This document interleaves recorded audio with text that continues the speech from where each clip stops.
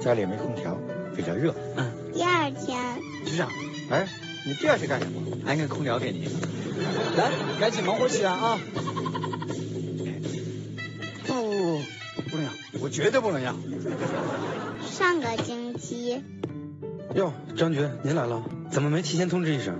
要不然过来看看，这鱼不错。当天晚上，张局，这鱼您尝尝。你这是干什么？中午您不是觉得那鱼不错吗？我给您带点尝尝。以后可不能干这种事了啊！有天在路上，组长，你媳妇儿是的，长得挺漂亮。谢谢组长。第二天妈妈不在家。哎，你不是小王的媳妇吗？有什么事儿吗？领导，我们家小王说今天嫂子不在家，让我过来陪陪你。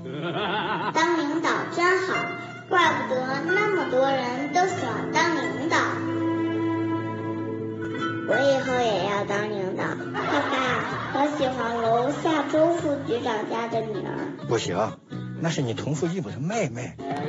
那我也喜欢隔壁王科长家的女儿。那也不行，那也是你同父异母的妹妹。都是我妹妹啊。千万别告诉你妈了。妈妈，我喜欢周副局长家的女儿，但是爸爸说她是我同父异母的妹妹，不让我娶她。我还喜欢王科长家的女儿，爸爸说她也是我同父异母的妹妹，也不让我娶她。妈妈，我以后会不会打光棍啊？别听你爸爸胡说，你喜欢谁就娶谁，别理他。县委黄书记才是你亲爹。